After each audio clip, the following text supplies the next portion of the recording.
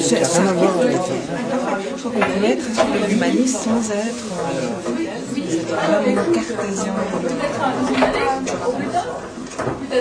Alors parlez-nous un petit peu de... Donc vous êtes sorti de cette école. Oui. Quel est le principe d'enseignement, de pédagogie de l'école? On apprend l'astrologie de manière différente? Il y a une façon autre, il y a un autre système, il y a une autre façon d'aborder l'astrologie? Moi je pense qu'on aborde l'astrologie de plusieurs manières différentes. Je crois que le mérite de M. Kursner, c'est d'enseigner un cursus qui est très varié et qui n'est surtout pas, je dirais, répétitif. Il aime bien donner du mouvement dans son étude, ce qui fait qu'il alimente la curiosité et surtout l'étude. C'est pas les 12 signes, les 12 maisons, les 12 planètes, les 12 signes. Je vais lui en parler demain, c'est pour ça que... C'est très vivant. Oui, il sollicite des questions, les gens ne sont pas trop passifs par rapport à son enseignement. Non, c'est quelqu'un de très dynamique qui nous appelle à la dynamique. Ah oui, c'est ça, donc vous-même vous avez l'habitude de vous manifester ou de... Oui, tout à fait. Et donc finalement on en arrive à avoir une autre façon de... Par rapport à d'autres personnes qui ont été formées différemment, vous avez l'impression d'être un petit peu à part Pas nécessairement, je pense que chaque élève va suivre son cursus d'après ses propres énergies, d'après ce qu'il est. Et puis, il y a des gens qui sont plus dynamiques, il y en a d'autres qui sont plus passifs. Ça ne veut pas dire qu'ils en retirent moins de ceux qui sont dynamiques. Et donc vous êtes passé de l'autre côté de la barrière, c'est-à-dire que vous êtes maintenant praticienne. Et est-ce que vous étiez préparé au métier de praticien ou est-ce que ça a été vraiment avec une autre expérience qui n'était peut-être pas nécessairement envisagée au départ et balisée au départ? Je crois qu'on ne décide pas de devenir astrologue, on se trouve à devenir un jour pour des raisons qui nous sont personnelles. Voilà, c'est ça. À un moment donné, vous vous êtes dit, tiens, j'ai appris l'astrologie, tiens, pourquoi pas non, ça ne s'est même pas passé comme ça. C'est en fait une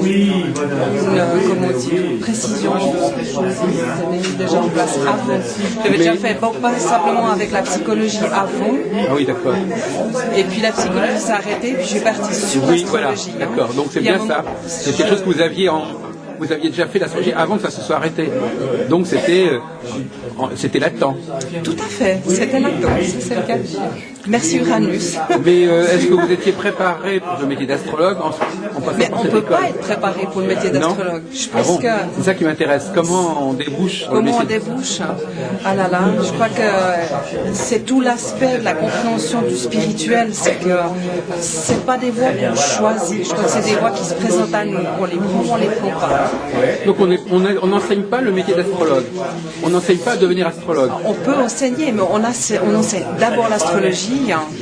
Et puis je pense qu'après, je dirais, on peut enseigner des critères de pratique d'astrologie, mais je pense que chacun de nous va être l'astrologue de son terme, et qu'il n'y a pas un astrologue qui ressemble à l'autre. D'accord. Et ça, c'est une vérité je pense qui se retrouve chez chacun. Vous aurez des astrologues qui seront peut-être plus théâtrales, il y en a d'autres qui seront plus mentaux, qui seront plus analytiques, plus psychologiques.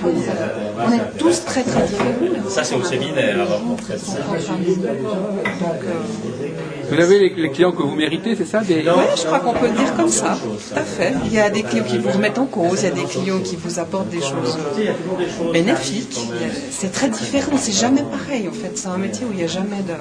Est-ce que la pratique de l'astrologie vous permet de vérifier l'astrologie? Oui. Ou est-ce que c'est pas votre souci? Non, alors complètement. Mais vous ne pouvez pas recevoir des gens...